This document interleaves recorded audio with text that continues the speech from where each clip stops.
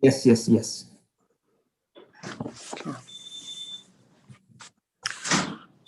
Yeah.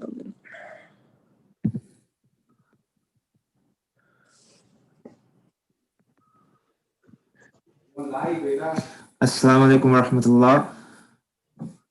Thank you all for joining and commemorating the martyrdom of Lady Fatima Al Zahra Salamu alayha.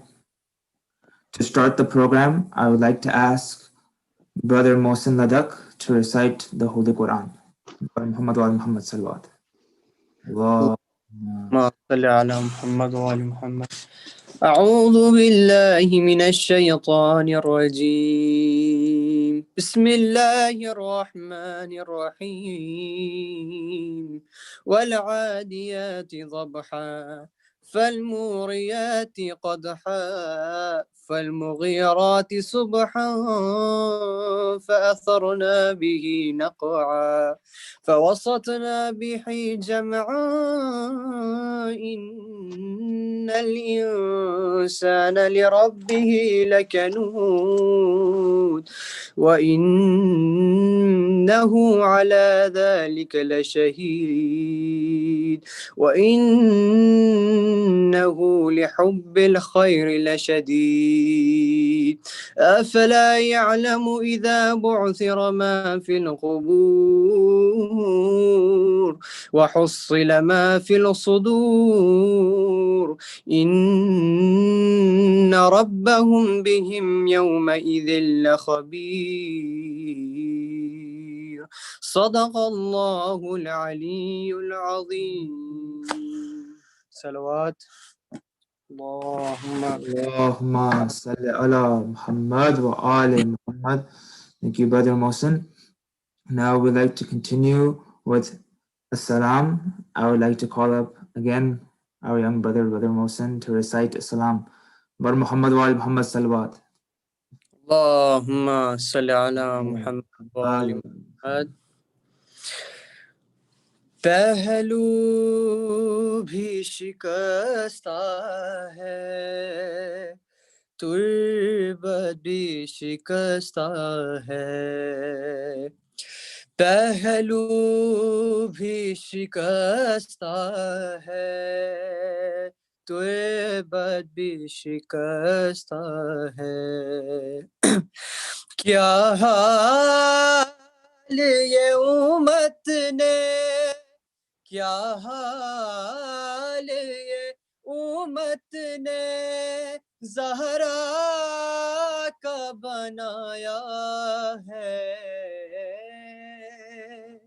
پہلو بھی شکستہ ہے تربت بھی شکستہ ہے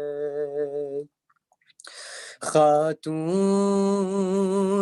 کوئی غم سے یوں چھوڑ نہیں دیکھی ایسی کوئی دنیا میں مستور نہیں دیکھی 18 برس میں ہی لگتی جو ضعیفہ ہے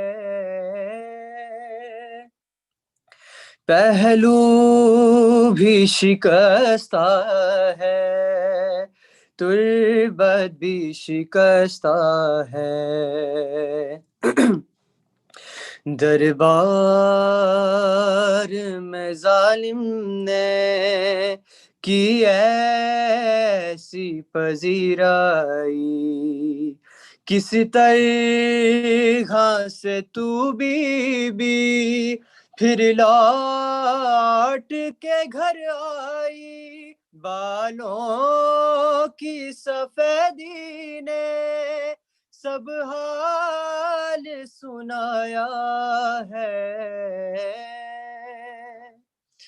پہلو بھی شکستہ ہے تربت بھی شکستہ ہے تو روتی رہی گھر میں حیدر سے بھی چھپ چھپ کے عصمت کی طرح دکھ بھی پردے میں رہے تیرے، کچھ درد تیرے بھی بس جانتی فضا ہے، پہلو بھی شکستہ ہے، تربت بھی شکستہ ہے، دو ایسے جنازے ہیں تاریکی میں جو اٹھے، بس گھر کے ہی لوگوں نے دونوں کو دیے کاندھے، ایک فاطمہ زہرا ہے، ایک بالی سکینہ ہے، پہلو بھی شکستہ ہے، تربت بھی شکستہ ہے، کیا حال یہ امت نے زہرا کا بنایا ہے، پہلو بھی شکستہ ہے، تربت بھی شکستہ ہے، بر محمد وآل محمد صلوات اللہم صلی علی محمد و آل Muhammad. Thank you, Hassan.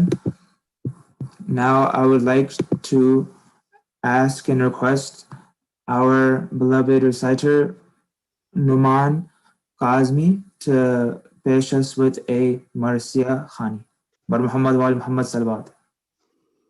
اللهم صل على محمد وآل محمد. السلام علیکم. بار دیگر صلوات. اللهم صل على محمد وآل محمد. کیا پیش خدا صاحب توقیر ہیں زہرا، کیا پیش خدا صاحب توقیر ہیں زہرا، سر تاب قدم نور کی تصویر ہیں زہرا، سر تاب قدم نور کی تصویر ہیں زہرا، اور خاتون جنا مالک تطہیر ہیں زہرا، خاتون جنا مالک تطہیر ہیں زہرا، ام الحسن و مادر شبیر ہیں زہرا، ام الحسن و مادر شبیر ہیں زہرا، اور شوہر کو جو پوچھو تو شہنشاہ عرب ہے، شوہر کو جو پوچھو تو شہنشاہ عرب ہے، اور بیٹی ہے نبی کی یہ حسب ہے وہ نسب ہے، بیٹی ہے نبی کی یہ حسب ہے وہ نسب ہے، اور کیا پیش خدا صاحب توقیر ہیں زہرا، اور سر تابہ قدم نور کی تصویر ہے زہرا. درود پڑھیے بآواز بلند. اللہم صلی علی محمد و آل محمد.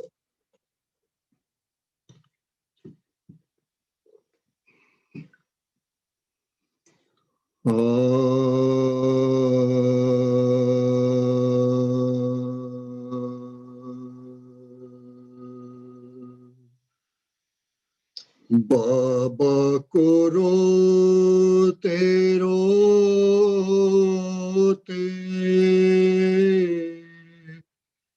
جو زہرا گزر گئی،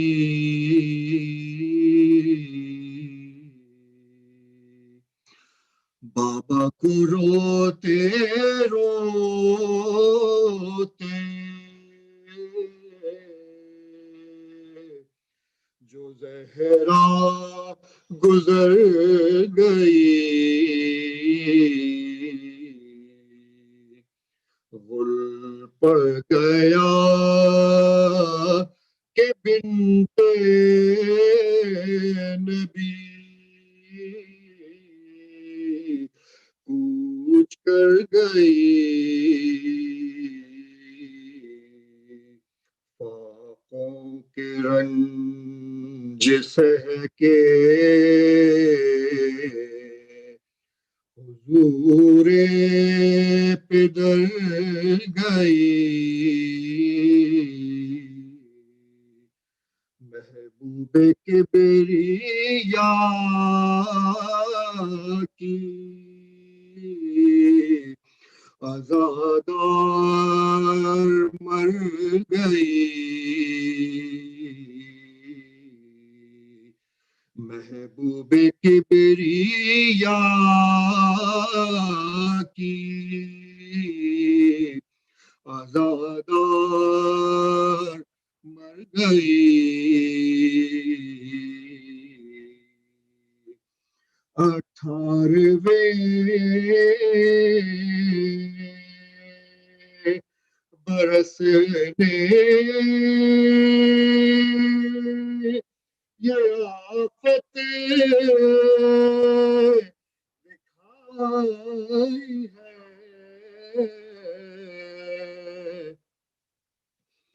18ویں برس نے یہ آفت دکھائی ہے آل نبی کو چرخ نے لوٹا دہائی ہے بابا کو روتے روتے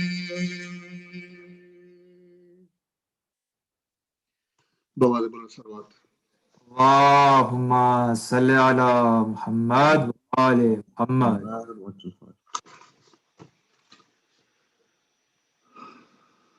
اور یہ مرثیہ ہے رحلت جناب فاطمہ سیدہ سلام اللہ علیہ. تو ایک مرتبہ سورہ فاتحہ کی گزارش ہے آپ سب سے.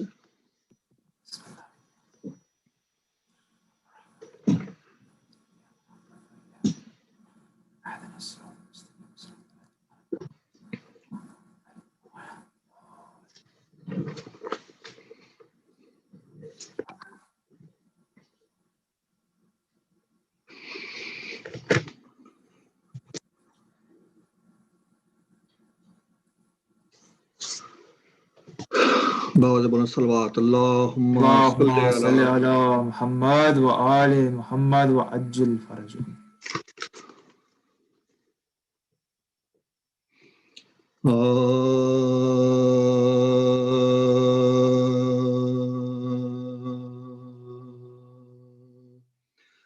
جب خلق سے وقت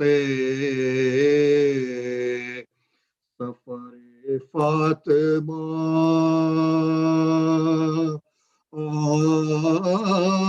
آیا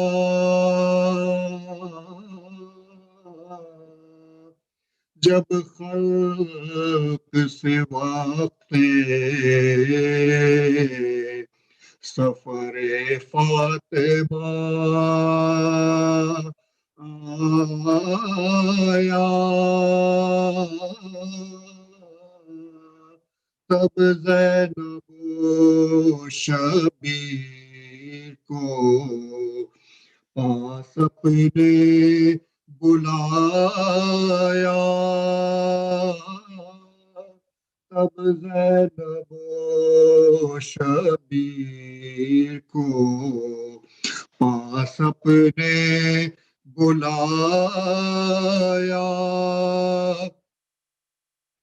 روئی بہت اور بیٹے کو سینے سے لگایا زینب کے دیا ہاتھ میں ہاتھ اور یہ سنایا زینب کے دیا ہاتھ میں ہاتھ اور یہ سنایا اے زینب بے کس میری دولت سے خبردار، محبوب الہی کی امانت سے خبردار، محبوب الہی کی امانت سے خبردار، بیٹی اسے زہرا نے بڑے دکھ سے ہے پالا، یہ روح میرے جسم کی ہے یہ سوالا، سمجھی اس آنکھوں کی ضیا گھر کا اجالا، اجڑے سے کبھی گرم ہوا میں نہ نکالا، اجڑے سے کبھی گرم ہوا میں نہ نکالا، سوئی ہوں تو پہلے اسے سینے پر سلا کر، چکی بھی جو پیسی ہے تو گودی میں لٹا کر، چکی بھی جو پیسی ہے تو گودی میں لٹا کر، اے لاڈلی اس لال کا دشمن ہے زمانہ، شبیر کو میرے نظر بد سے بچانا، تکلیف بھی سہ لیجیو ایزا بھی اٹھانا، صدقے گئی مادر کی وصیت نہ بھلانا، صدقے گئی مادر کی وصیت نہ بھلانا، ہر رنج میں اس بھائی کے کام آئی ہو زینب، جائے یہ جدھر ساتھ چلی جائی ہو زینب، جائے یہ جدھر ساتھ چلی جائی ہو زینب، جب خلق سے وقت سفر فاطمہ آیا، پھر روئی بہت مل کے گلے بیٹوں سے زہرا، فرمایا تمہیں دولہا بنے آہ نہ دیکھا، فضا سے کہا قبر نبی پر انہیں لے جا، فضا سے کہا قبر نبی پر انہیں لے جا، روئے نہ میرے سامنے یہ ان کو تو بہلا، روئے نہ میرے سامنے یہ ان کو تو بہلا، روئے نہ میرے سامنے یہ ان کو تو بہلا، اے فضا کبھی رنج انہیں ہونے نہ دینا، پیاروں کو میری لاش پہ بھی رونے نہ دینا، پیاروں کو میری لاش پہ بھی رونے نہ دینا، یہ کہہ کے کیا بند درے حجرہ اطہر، سب خرد و کلا رونے لگے آن کے باہر، آواز سنی کلمہ طیب کی مکرر، آواز سنی کلمہ طیب کی مکرر، پھر کچھ نہ صدا آئی، کہا سب نے یہ رو کر، پھر کچھ نہ صدا آئی، کہا سب نے یہ رو کر، یہ کہہ کے کیا بند درے اجرت ہے، سب خرد و کلا رونے لگے آنے کے باہر، آواز سنی کلمہ طیب کی مکرر، پھر کچھ نہ صدا آئی، کہا سب نے یہ رو کر، پھر کچھ نہ صدا آئی، کہا سب نے یہ رو کر، لو اٹھ گئی دنیا سے نشانی بھی نبی کی، رحلت ہوئی پھر آج رسول مدنی کی، لو اٹھ گئی دنیا سے نشانی بھی نبی کی، رحلت ہوئی پھر آج رسول مدنی کی،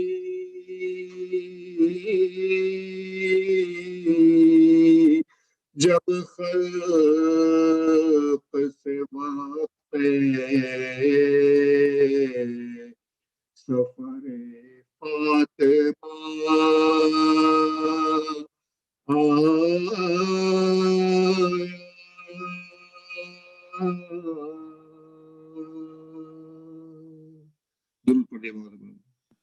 Allahumma salli ala Muhammad wa ali Muhammad.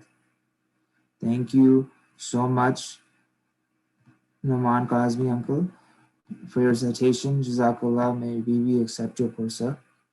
We'd like to continue our program by inviting our esteemed scholar from Virginia, Sheikh Bilal Hussain, at a Majlis.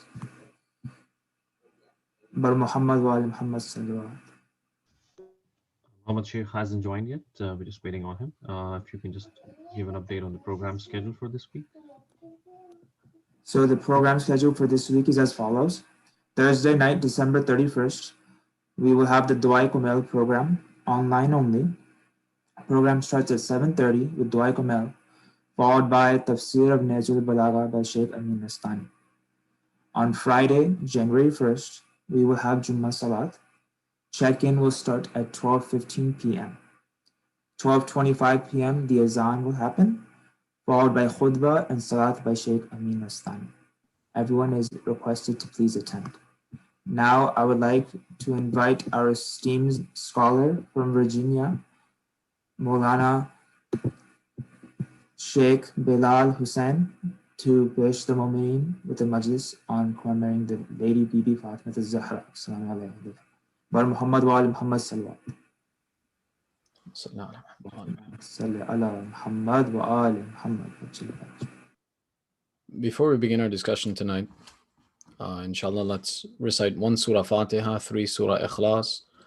For all of our marhumeen, our friends and relatives, those who are suffering through these difficult times and those that we have lost because of these and other difficulties. Suratul Fatiha. Bismillah.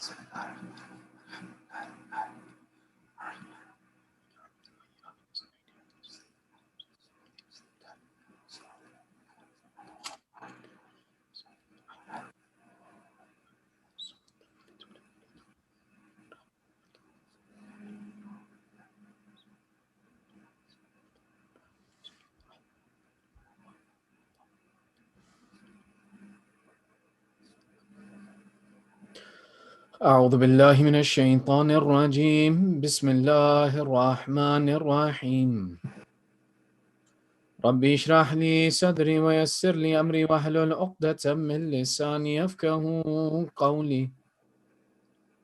الحمد لله رب العالمين ثم الصلاة والسلام على سيدنا ونبينا وحبيب إله العالمين أبي القاسم محمد اللهم صل على محمد وآل محمد وعجل فرجهم وعلى آله الطيبين الطاهرين المعصومين واللعنة على أعدائهم أجمعين من الآن إلى قيام يوم الدين. أما بعد، فقد قال الله تعالى في كتابه المجيد وفرقانه الحميد: بسم الله الرحمن الرحيم قل لا أسألكم عليه أجرا إلا المودة في القربى آمنا بالله صدق الله العلي العظيم. اللهم صل على محمد وآل محمد وعجل فرجهم. Respected elders, brothers and sisters, أعظم الله أجورنا وأجوركم بذكرنا المصائب السيدة زهراء سلام الله عليها. May Allah increase in our reward for the commemoration of the difficulties and the martyrdom of Sayyidah Zahra Salamullahi alayha. In our history, we have that there are three sets of dates upon which we commemorate the shahadat of this holy lady. The frequent and significant mention of this lady in history is one of the signs of her significance and her importance. We see that, for example, some narrations tell us that 40 days after the shahadat of Rasulullah, Sayyidah Zahra passed. Other narrations say 75 days, and others still say 95 days. With everything that passes upon us in this material world, there's always a process by which we can see some reason why these actions happen and other reasons that Allah has hidden from us. In one aspect, the conversation of why that, for example, in Jamad al-Ula we commemorate, as well as in Jamad al-Akhir, the 75-day narration, the 95-day narration, is on the basis that in the old scriptures that we received, in the old books of narrations and history that we received, the style of writing in those times didn't include the vowels that we are used to now, the fatha, the kasra, the dhamma, the zabar, zair, or pesh, as you may call it. Nor did they include dots upon the letters to indicate which word was intended.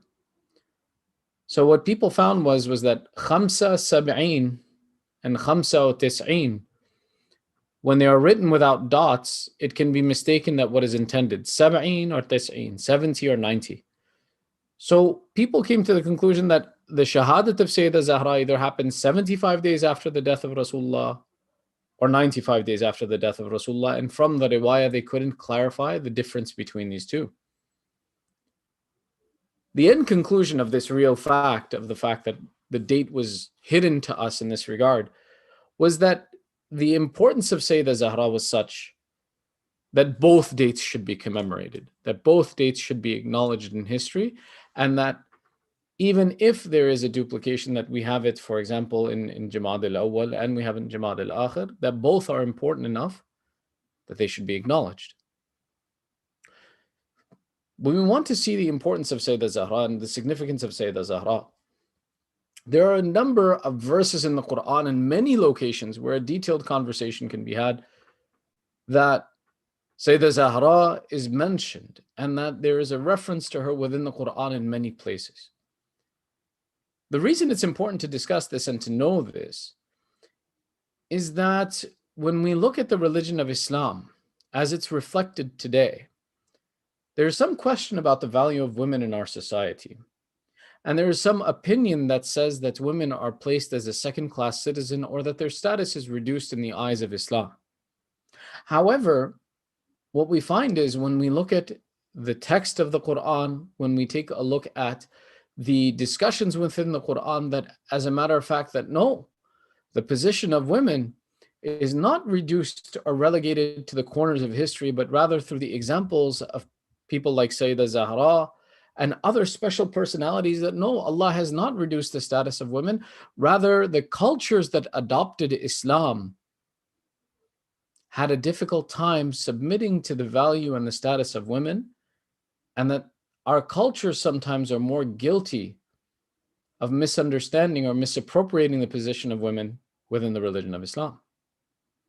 To understand this, and this is a very lengthy conversation that we can open into many directions, but first and foremost is that how do we see that Sayyidah Zahra is considered a special person and a special member of the Ahlul Bayt and a position within the Holy Quran itself?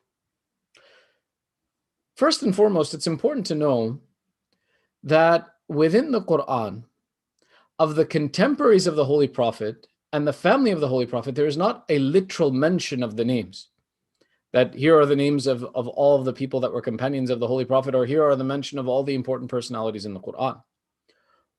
When we look at ulum al-Quran and studying the sciences of the Quran, one of the things that we see is that when Allah makes this statement, نَحْنُ نَزَّلْنَا الذِّكْرَ وَنَحْنُ لَهُ لَحَافِظُونَ, that we are the ones who sent down this reminder, this Quran, and we shall protect it.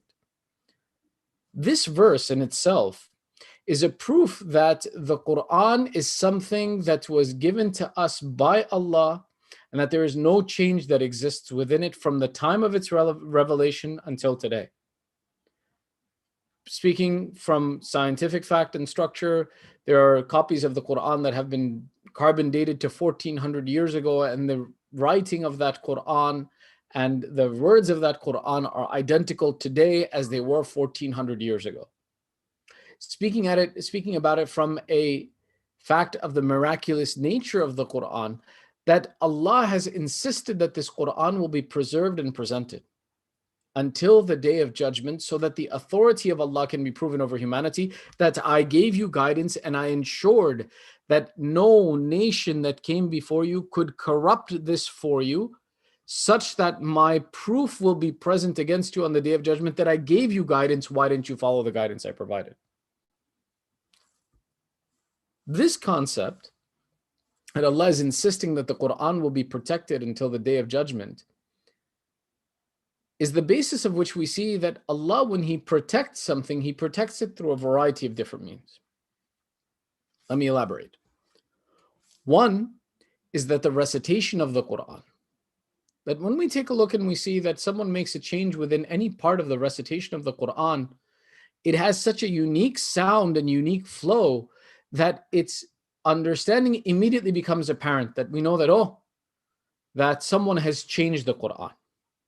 Someone, if they, for example, were to recite Alhamdulillahi Rabbil Alameen, Ar-Rahman Ar-Rahim, Mulk al-Yawm al-Din, we would immediately step up and say that, no, you've mispronounced the Quran. The Quran has a structure and a recitation that is known among society and humanity, and anyone who brings a change to it, the change becomes apparent. This is one way of how Allah has protected the Quran. Another aspect of how we see that the Quran is something that is protected and preserved is the structure and the language by which the Quran speaks to us. I'll elaborate further. Is there a particular chapter in the Quran that only in that chapter is the reference of, for example, the Day of Judgment? I would say that no. Allah discusses the Day of Judgment throughout the entire Quran. The same way, the concepts of the Holy Quran, when we open to the Holy Quran, that the conversation that comes forward to us is always a mixture of different verses on different topics. And one of the beauties of the Holy Quran is that it's not one conversation at a time, but rather it is a composite. At times Allah is giving you parables, at times Allah is giving you stories, at times Allah is giving you laws, at times Allah is explaining history. And all of these verses are in a combination. This structure of the Holy Quran and how it communicates to us has two benefits. One benefit is that when I approach the Quran, I don't decide what I hear from Allah, but rather Allah speaks to me in the tone that He wants. That Allah chooses that when we open that page of the Quran, what conversation is present there is not my discretion. It's not that I can open to the section about Tawheed, or I don't like to talk about death, so I don't want to see any verses of death. No, whatever I open to is what Allah has dictated for me, and I benefit from how Allah speaks to me. And this is how we know that the Quran speaks to us, is by looking at, when we open the Quran, we don't decide what Allah talks about. Allah decides what He talks to us about.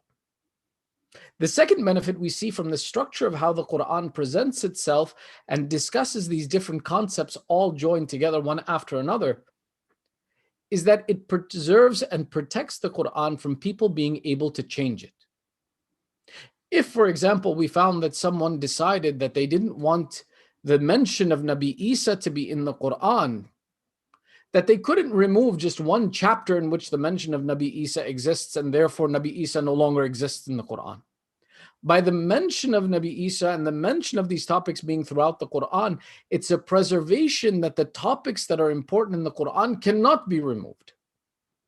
So when we look at the Quran and we see that, for example, the names of these personalities, whether they are of the Ahlul Bayt or of the companions, are not included directly in the Quran, Allah chose not to mention those names on purpose such that the Quran would remain preserved.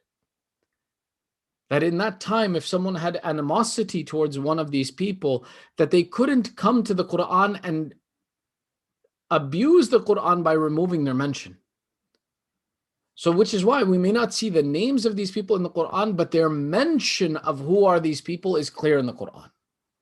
One of the most important verses in the Quran that every Shia should know and every mu'min has a responsibility to know is the verse that proves our aqeedah and our philosophy of faith, which is known famously to us as Ayat al-Tathir, or the ayah of purification.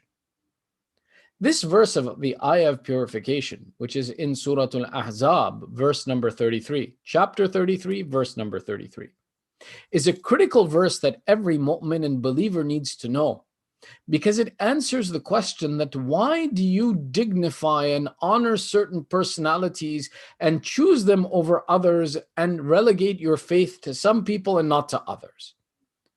When we dictate that we follow the Ahlul Bayt and we follow the wilayah of Amir al-Mu'mineen Ali ibn Abi Talib alayhi salam, Allahumma salli ala Muhammad wa ali Muhammad, after the Shahadat of Rasulullah, and that the authority of Allah and Imamat is limited to certain people, that this statement needs to be proven from the Quran.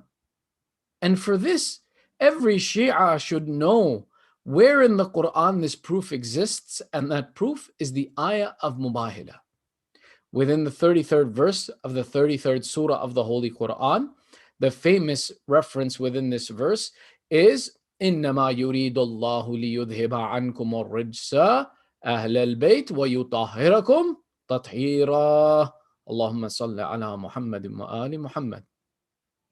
This part of this verse, in which Allah is making the statement where He says, Allah only desires to keep away from you uncleanliness from you, O people of the household, O Ahlul Bayt, and purify you a thorough purification, is one of the important discussions within the Quran that proves that there exist divinely appointed people on this earth who are there for us as guides and instructors for us because they don't make mistakes, and they are the only ones who deserve to have the right that we take our religion from them. Now, here again we look at how Allah has protected the Quran. When we look at the verses preceding verse number 33 and including verse number 33, we see that the verse begins with a mention of the wives of the Holy Prophet. The verse begins reading, وَقَرْنَ فِي بُيُوتِكُنَّ وَلَا تَبَرَّجْنَا تَبَرُّجُ الْجَاهِلِيَّةِ الْأُولَى وَأَقِمْنَا الصَّلَاةَ وَآتِينَا الزَّكَاةَ وَأَطِيعُوا اللَّهَ وَرَسُولَهُ. That this verse in its beginning is talking to the wives of the Prophet and giving them instruction, and stay in your houses and do not display your finery like the displaying of the ignorance of the previous times, and keep up prayer and pay the poor rate and obey Allah and His Messenger. Now, a layman unfamiliar with the Arabic language or unfamiliar with the structure of the Quran would say that, oh, then Allah continues this verse and says to the wives, and He says, Allah only desires to keep away from you uncleanliness, O people of the house, and purify you a thorough purification.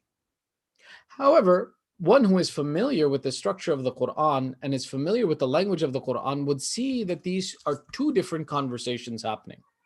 First off, why did Allah include the verse of purification and the discussion of purification in the middle of a verse as He's talking about the wives of the Holy Prophet? The purpose of that, again, is the protection of the Holy Quran. The purpose of that, again, is that to ensure that Allah says that I have provided guidance that cannot be removed from the Quran. that including this reference where someone who has animosity towards the message of Allah and wants to distort the message of Allah by making this a separate clause that would clearly indicate who's being discussed would be something that in a person who disagrees with this ideology could remove it from the Quran. So Allah has included these verses and given them in a structure in such a way that they remain protected within the Quran, and that even if someone bears animosity to Ahlul Bayt, that they would be misguided, not see the message of Allah in front of them and say that, oh no, this isn't related to that. But those who have information and study the science and the structure of the Quran, for them the answer remains apparent. From the grammatical context, we see that the beginning of this verse uses the feminine plural conjugation of the verb, and then it changes to the masculine plural conjugation in the verse, that when we talk about لِيُذْهِبَ عَنْكُمْ لَيْسَ أَنْكُنَّ, that ankum implies that this is the masculine plural, and ankunna would imply that this is the feminine plural, that Allah changes the conjugation of the verb that's present. From the contextual aspect, we would see that when Allah references Ahlul Bayt, that the term Ahlul Bayt does not include the wives of the Prophet. Whether we take a look at this grammatically or lingually, that even historically, the term Ahlul Bayt never included, or not just in this unique fashion of talking about the Holy Prophet, but even in Arab culture, the reference of Ahlul Bayt never included the wives. Because the Ahlul Bayt, or the family of the wife, is from her father. When we talk about even personalities like Sayyida Zahra, salamullahi alayha, we say Fatima binti Muhammad, Fatima binti Rasulullah.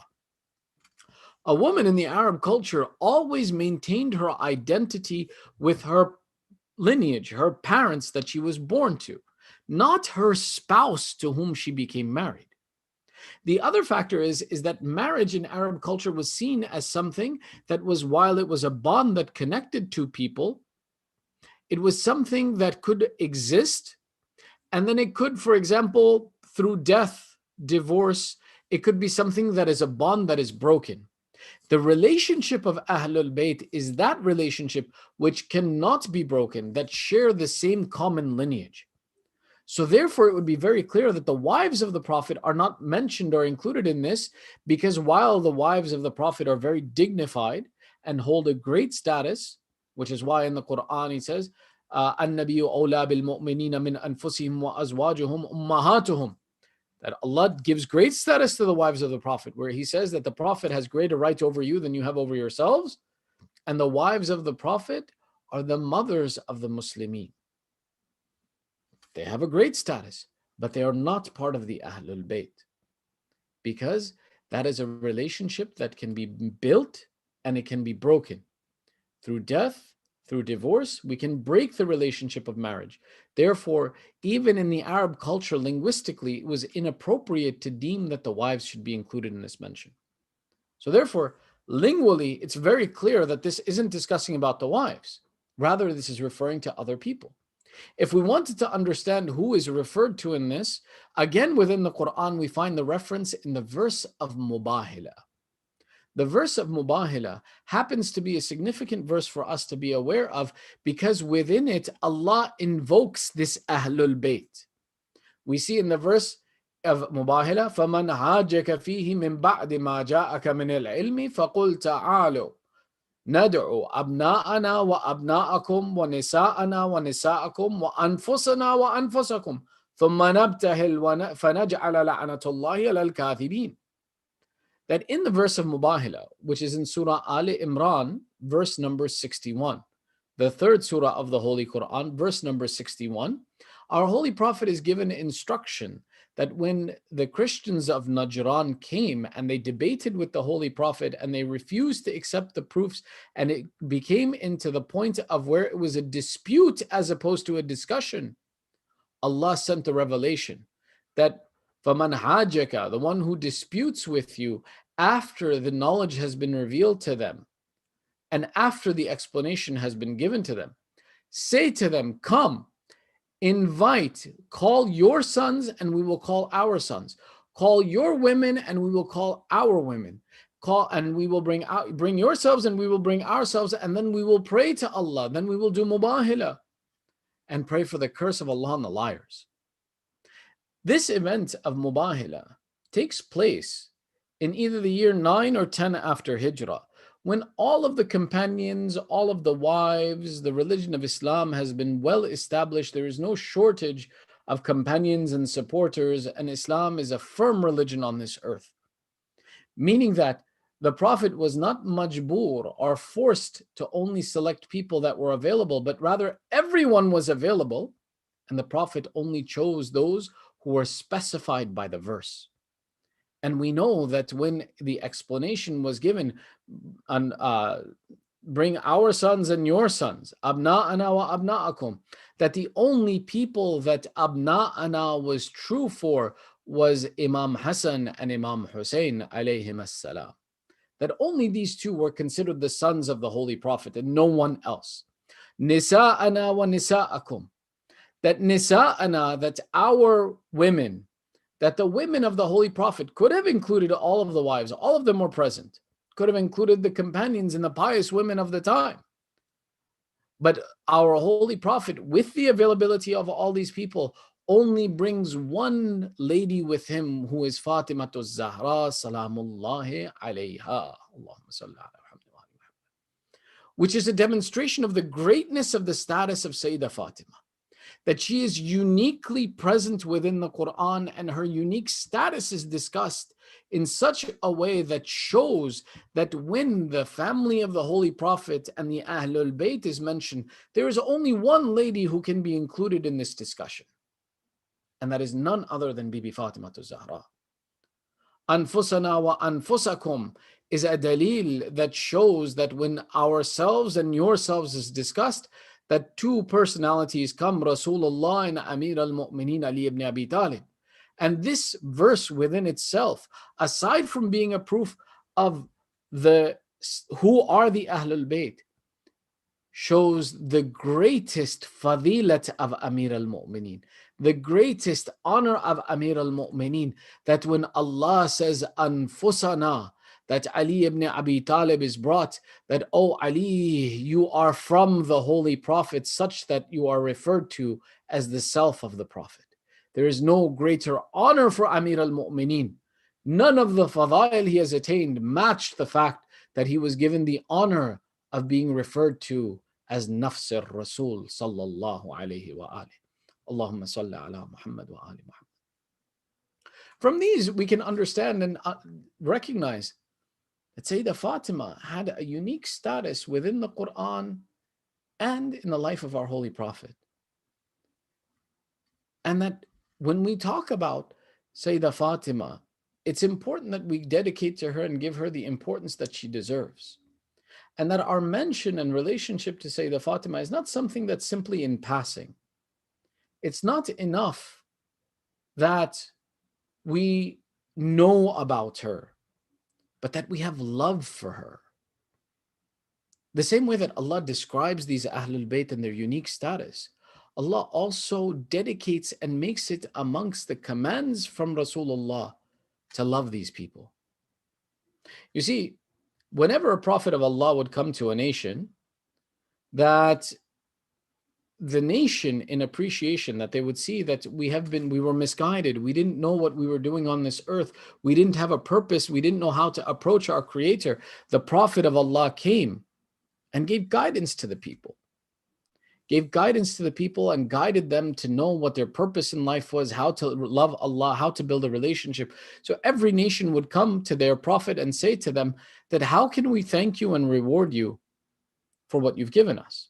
And Allah recounts in the Quran how these nations would come and would ask their prophet and ask them, how shall we reward you? An example of this, for example, in the 6th surah of the Holy Quran, verse number 90, أُولَٰئِكَ الَّذِينَ هَدَى اللَّهُ فَبِهُدَاهُمْ اقْتَدِهْ قُلْ لَا أَسْأَلُكُمْ عَلَيْهِ أَجْرًا إِنْ هُوَ إِلَّا ذِكْرَى لِلْعَالَمِينَ. That when they would come to the Prophet of Allah and they would say to any Prophet of Allah from the 124,000 prophets, that how shall we recompense you for your guidance? There are those whom Allah guided. Therefore, follow their guidance. Say, I do not ask for you any reward for it. It is nothing but a reminder to the nations. And in the Quran, there are many places where it shows that the people would come to the Prophet of their time and say, how shall we reward you? And the Prophet would say, La as'alukum alayhi ajrun. I don't want any reward from you. In ajri ala Allah, that the reward for this is on Allah. I didn't do it for you. I did it so that Allah would reward me. So I don't want a reward from you.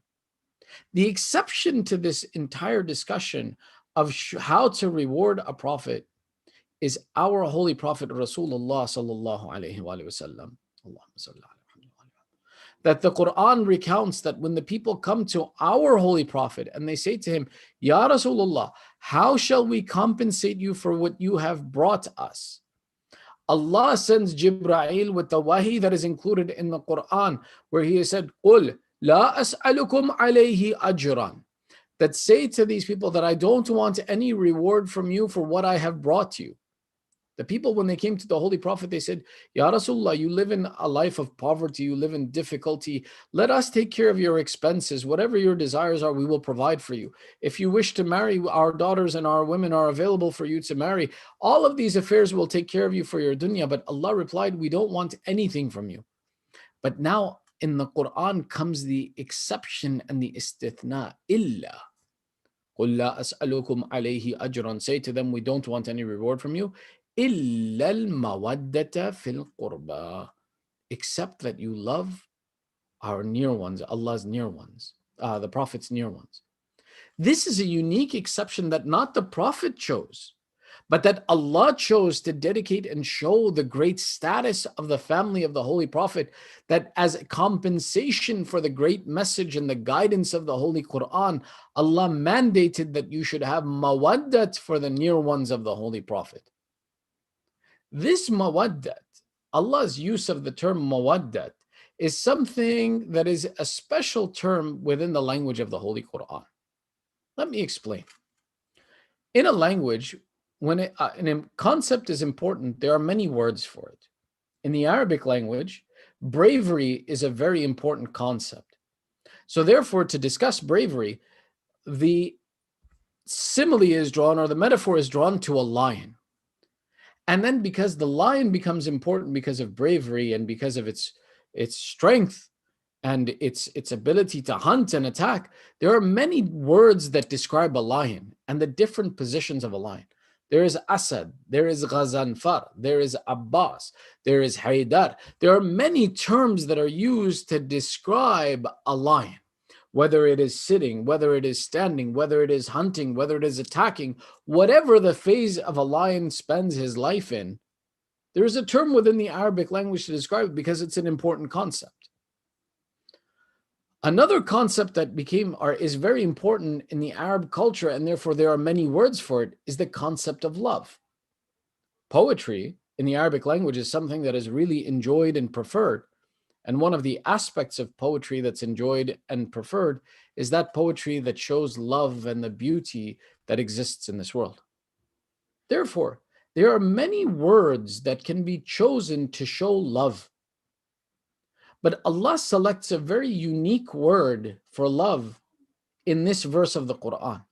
That when Allah wants you to love the qurba, the near relatives of the Holy Prophet, the term of love Allah selects is mawaddat. Mawaddat, if you were to even translate it today, if you were to even go to Hans Ware Dictionary, or even I believe if you tried it in Google Translate, you would find the same conclusion, that the term mawaddat until today is a description of a particular type of love that is described as a crazy kind of love. Hubbud junoon. A love that drives you crazy. This description is how Allah wanted you to know and appreciate the Ahlul Bayt. Some knowledgeable scholars, when they wanted to try and explain to the people, what does it mean to have mawaddat for these people? How do we have mawaddat? They came to the conclusion that mawaddat is the equivalent of describing how a fish loves water. And this is a really interesting description. And he said, do you understand how a fish loves water? And the people replied, yes, the water keeps the fish alive. If you take the fish out of water, it dies. And the explanation came that no, it's even more than that. I said, what do you mean? They said, mawaddat is that kind of love that a fish has for water. But the love a fish has for water is more than simply that the water keeps the fish alive.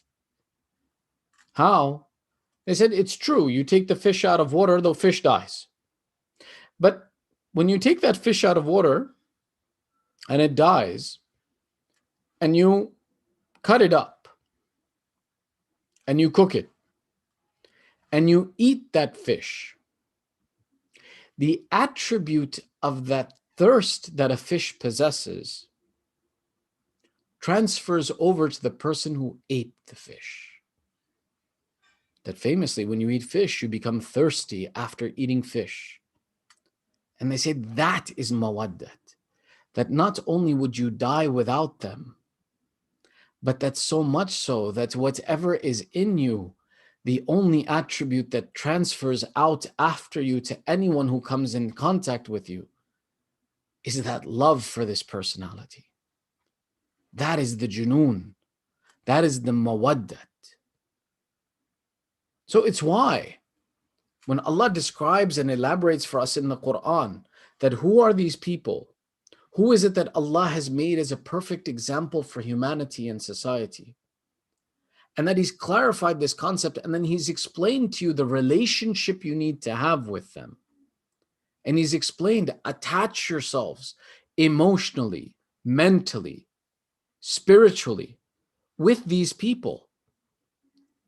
And amongst these people, the perfect example that's presented before us is the example of Sayyidah Fatima Al Zahra salamullahi alayha, as the linchpin amongst all of them, is one of the key concepts that promotes us and attaches us to Bibi Fatima. Bibi Fatima has many fada'il that if we were to try to explain them, we would need many nights to complete this conversation. But to understand very quickly how important and significant this lady is look at within Hadith Kisa. Hadith Kisa is that narration that is given to us to explain to us the status of Ahlul Bayt. The recitation of Hadith Kisa is something that we need to ensure lives on in our house and in our families. Hadith Kisa is, if you were to understand and to explain this very briefly, is the narration that talks about the collection of Ahlul Bayt under a cloak. That Rasulullah, it's narrated by Sayyidah Zahra, that says that my father came and he felt in his body weakness, so he came under a cloak. Then Imam Hassan comes and joins Rasulullah, Imam Hussain comes and joins Rasulullah, Imam Ali comes and joins Rasulullah, and then eventually Sayyidah Zahra comes under this cloak. And that then Rasulullah raises his hands and he says, هَؤُلَاءِ أَهْلُ بَيْتِي خَاصَّتِي وَحَمَّتِي لَحْمُهُمْ لَحْمِي وَدَمُهُمْ دَمِي يُعْلِمُنِي مَا يُعْلِمُهُمْ وَيَحْزُنُنِي مَا يَحْزُنُهُمْ أَنَا حَرْبٌ لِمَنْ حَارَبَهُمْ. All of these are descriptions where Rasulullah shows that these are the unique special personalities that are associated with him. And he says that this is my family, my blood, my flesh. And whoever hurts them, hurts me. Whoever fights them, fights me. Whoever causes them pain, causes pain to me. In reply to this, in Hadith Kisa, you can read it, that Allah turns to the members and the people of the heavens and says to them, إني ما خلقت سماء مبنية ولا أرضا مدهية ولا فلكا يدور ولا بحرا يجري إلا في محبة هؤلاء. That I have not created the heavens and the earth, the sun and the stars, the land and the sea, or anything except out of the love of these people, these 5 people. So we see that Jibreel asks, he says, وَمَنْ تَحْتَ الْكِسَى. And who are these people that are under this blanket? This statement of Allah, this next phrase of Allah shows us the significance and how important Sayyidah Zahra is. Hum Fatima wa abuha wa ba'luha wa banuha. That they are Fatima, her father, her husband, and her sons. This one statement, there are books written about this one statement, about why Allah chooses Sayyidah Fatima to give the description of Ahl al-Kisa, that they are Fatima, her father, her husband, and her children. That Sayyidah Fatima is the connector amongst all of these people. That Sayyidah Fatima is the joint by which that all of these items come together, and that through them proceed into the greatness of understanding how Allah has raised the status of Ahl al-Kisa. This hadith al-Kisa, if you read it carefully, after this is the discussion where Amir al-Mu'mineen asks the Holy Prophet, وَمَا فَضْلِ مَنْ تَحْتَ الْكِسَاءِ, what is the great status of this event? What is the great status? And Rasulullah begins to explain that whoever remembers this event, that Allah will raise their status in dunya and in akhirah. Allah will remove their difficulties. Allah will send the malaika to send peace and blessings on those people as long as they're together. That this event of Ahl al-Kisa is a great source of barakat for us. This event of Hadith Kisa is a great dua for us by which we reach through the wasila of Ahlul Bayt to the fulfillment of our needs of dunya and akhirah.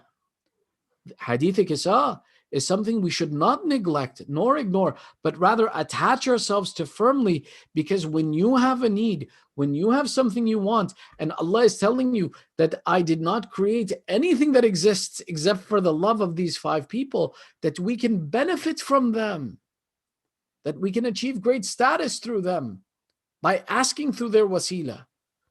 And if we quote the word of Allah, oh Allah, you gave these people great status, that you created everything because of them, then therefore I am asking you by your own words of their greatness to fulfill my needs, to fulfill my hajat, to remove my sins, to protect me in akhirah.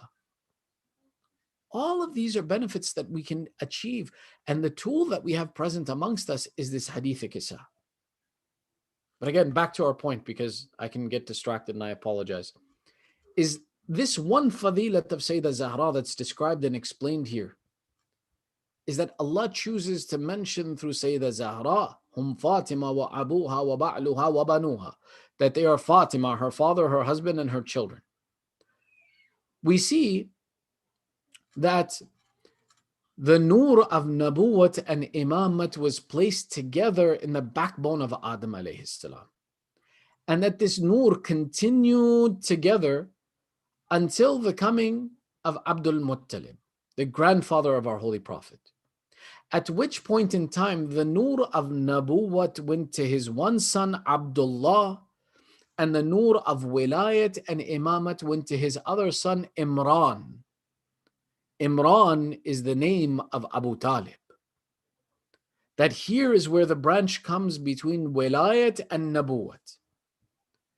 When Allah wants to put these 2 anwar back together to continue on into the lineage of Imamat, when Allah wants that these anwar should be returned together so that all of the Aimma alayhimus salam are through the purification of both and possess the authority of both Nabuwat and Imamat, it is through Sayyidah Zahra, who is Fatima Bad'atum Minni, is a part of Rasulullah, and her marriage to Imam Ali alayhi salam, that the nur of Nabuwat rejoins with the nur of Imamat and comes forward in the lineage of Fatima to Zahra salamullahi alayha.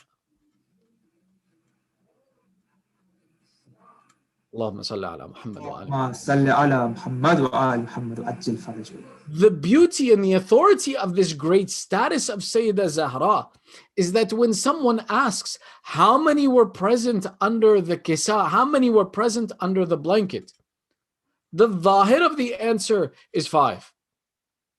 Fatima wa abuha wa ba'luha wa banuha. However, it's important to note that that answer is incomplete, that truly 14 are present under the blanket. How? You see, grammatically is where we can prove this point. In the Arabic grammar, the conjugations are for 1 person, 2 people, and 3 or more people. When this description of who is under the blanket is presented, the description is given Fatima, this is 1 person, Abuha, number 2, وَبَعْلُهَا, which is her husband. So her Fatima, her father, her husband. وَبَنُوهَا. If it was to only discuss Imam Hassan and Imam Hussein in this position, it would be وَبَنَاهَا, وَبَنَيْهَا, her two sons, because the conjugation of two exists within Arabic. But Allah, when He describes the event of Ahl al-Kisa to the people of the heavens, to the angels of the heavens, He uses the plural, all of the sons of Fatima, to show that not only Imam Hassan and Imam Hussein, but from the lineage of Imam Hussein, Ali ibn al-Hussein, Muhammad ibn Ali, Ja'far ibn Muhammad, Musa ibn Ja'far, Ali ibn Musa, Muhammad ibn Ali, Ali ibn Muhammad, Hassan ibn Ali, wa Hujjatullahi ibn al-Hasan, are all present as members of Ahl al-Kisa and the purified progeny of Fatima Al Zahra, salamullahi alayha. Allahumma salli ala Muhammad wa ali Muhammad. This is why we see one of the statements of Imam Rada, that when he wishes to show the fadilat and the azamat of Sayyidah Fatima, he makes the statement, he says, Nahnu hujjatullahi ala al-ard. We are the authorities of Allah on this earth. Wa ummuna Fatima hujja alayna. And our mother Fatima is the authority over us imams on this earth. Subhanallah. That the greatness of the status of Sayyidah Fatima is that every imam says that this Fatima is the authority over us, that we are from her children, and us to be known is to be known as the sons of Zahra. This is the personality of Bibi Fatima. This is the azamat of Bibi Fatima, that she has this unique status that is the joiner of all of these members of Ahlul Bayt, that she has this great superiority that all of the imams acknowledge their source from her, and that she is the one who is the equivalent of Amir al-Mu'mineen, and through the two of them, the status of all of the imams comes to the greatness that we've achieved. Yet such great a status she achieved, such great a personality she became. But her life was only 18 years on this earth. Did you imagine the oppression that existed over Sayyidah Zahra? Did you imagine the oppression that she went through? When we discussed the fact that her shahadat is mentioned in 3 sets of riwayat, that her death is something that has to be discussed 3 times. Did you imagine the oppression?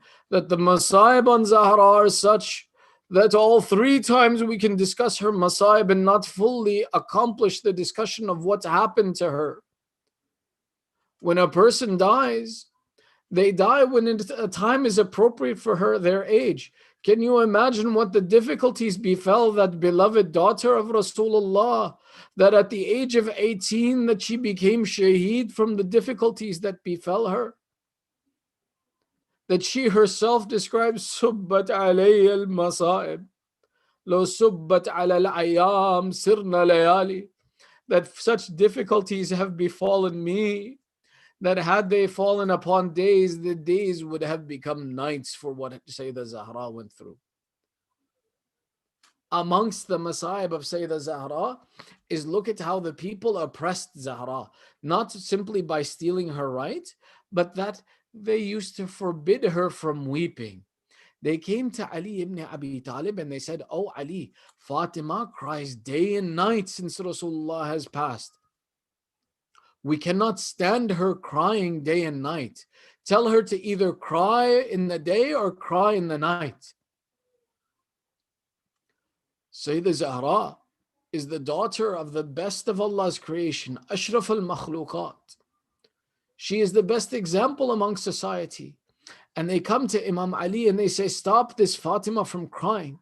Look at the complaint that Sayyidah Fatima replies with. She says, "Oh Ali, that normally when someone passes, you come and you offer condolences to their family. But how unfortunate am I that instead of offering me condolences at the loss of my father, they wish to prevent me from crying. Everyone, after they lose someone, that gradually as time passes, their sorrow over the loss decreases, except for me. I am Fatima. I have lost the one who is the best of creation. There was no one better than him. And that every day at my separation from him, my sorrow increases, and they refuse to let me weep. In reply to this, Amir al-Mu'mineen went out past the boundaries of Baqi and raised the small shelter for Sayyidah Zahra that is known as Bayt al-Ahzan or Bayt al-Huzn, the house of sorrow. And every morning he would take Sayyidah Fatima and she would take her children and lead them out to this place so that Sayyidah Zahra could cry in peace and not disturb the people of Medina. The people of Medina couldn't bear even this action, that eventually they came and they cut down the tree in whose shade this small place was given to Sayyidah Zahra. Amir al-Mu'mineen replies, he says, one evening when I came to take Zahra back to our house, I saw Hassan and Hussein come running to me. Their faces had turned red from the sun beating on them. I said, my children, what happened? They said, Baba, they came and they cut the tree under which our mother would sit and cry.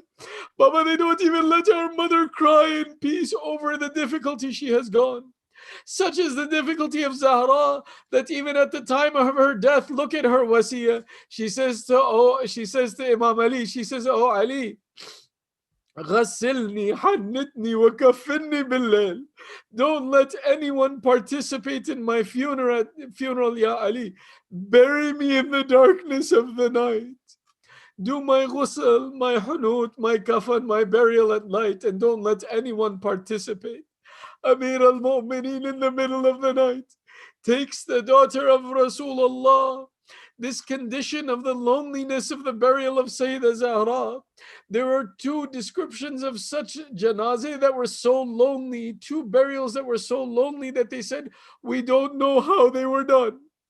One is of Sakina in Sham, the daughter of Abu Abdullah.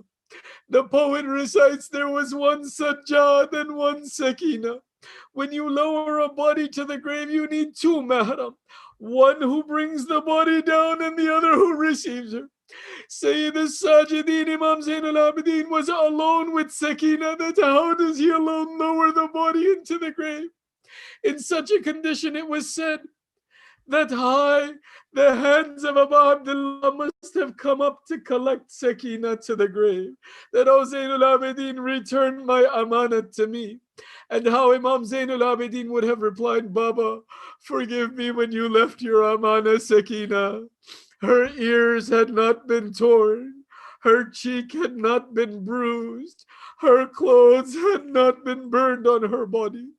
The other, they say, was so lonely and such a difficult burial was that of Fatima Al Zahra, that Ali ibn Abi Talib, how does he lower the daughter of Rasulullah to the grave? Such that we imagine Rasulullah would have called, oh Ali, return my Fatima to me.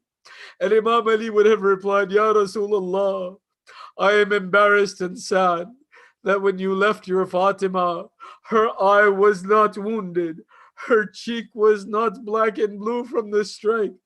Her ribs had not been broken. Her womb had not been lost. Muhsin had not been shaheed. على لعنة الله على القوم الظالمين وسيعلم الذين ظلموا أي منقلب ينقلبون.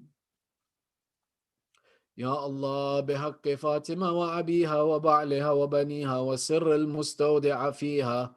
Oh Allah, by the right of Sayyidah Fatima, her father, her husband, her children, and her lineage that continues on. Ya Allah, forgive our sins and cover our flaws. Allah Ameen.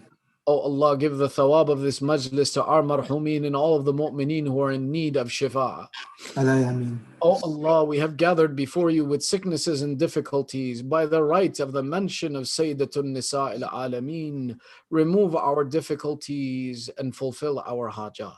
Allah Ameen. Ya Allah, from our families, from the mu'mineen, the Muslimin, the people of the world who are suffering through this great difficulty that is upon us. Ya Allah, give shifa'ah to the mu'mineen, the Muslimin, and all the people of the world from this sickness and disease. Allah Ameen. Ya Allah, all of our mu'mineen, give them shifa'a kamil. Oh Allah, Protect our children on the upright lineage of Ali Muhammad. O Allah, hasten the reappearance of Sahib al-Zaman. Make us from the upright supporters of Sahib al-Zaman and entitle us to the Shifa of Imam al-Hussain in dunya and in akhirah. Surah al-Fatiha ma'as salawat.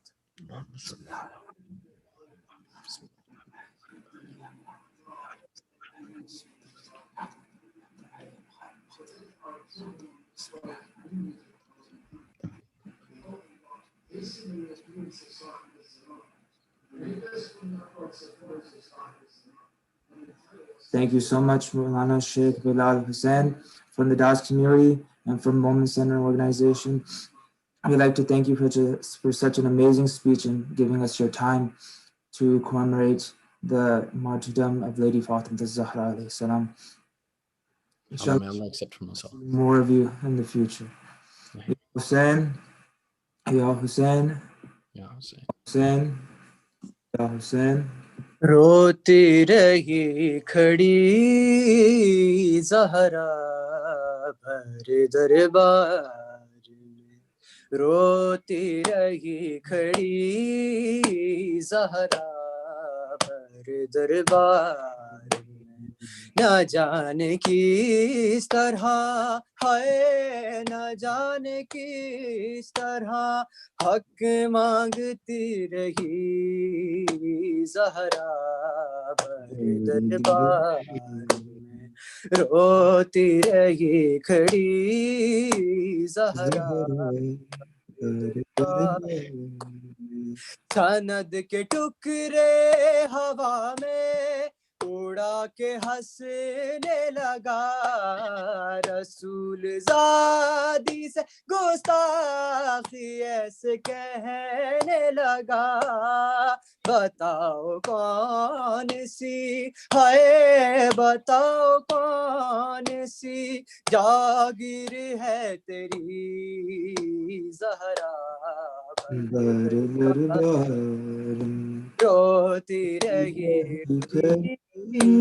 ہرا بھر دربار میں، حسن حسین سے سچے گواہ بھی جھٹ لائے، رولا کے بی کو ظالم ذرا نہ شرمائے، بھلا نہ پائے گی ہے، بھلا نہ پائے گی امت کی بیرکی زہرا بھر دربار، روتی رہی کھڑی زہرا بھر دربار میں، سند کے ٹکرے ہوا میں اڑا کے ہنسنے لگا، رسول زادی سے گستاخی ایسے کہنے لگا، بتاؤ کون سی ہے، بتاؤ کون سی جاگیر ہے تیری زہرا بھر دربار، روتی رہی کھڑی زہرا بھر دربار، حسن حسین سے سچے گواہ نہ بٹلائے، رولا کے بی کو ظالم ذرا نہ شرمائے، بھلا نہ پائے گی ہے، بھلا نہ پائے گی امت کی بیرکی زہرا بھر دربار میں، روتی رہی کھڑی زہرا بھر دربار میں، نہ جانے کس طرح ہے، نہ جانے کس طرح حق مانگتی رہی زہرا بھر دربار میں، روتی رہی زہرا بھر دربار میں، یا حسین یا حسین اللہم صلی علی محمد و محمد. توجہ زارت السلام عليك يا رسول الله، السلام عليك يا علي أمير المؤمنين، السلام عليك يا فاطمة الزهراء سيدة النساء العالمين، السلام عليك يا حسن حسين سيد الشباب أهل الجنة، السلام عليك يا علي بن حسين ومحمد بن علي وجعفر بن محمد بن موسى بن جعفر وعلي بن موسى محمد بن علي وعلي بن محمد الحسن بن علي والحجة الحسن قائم منتظر المهدي صلوات الله عليه أجمعين. اللهم صل على محمد وآل محمد. I'd like to thank everyone for attending.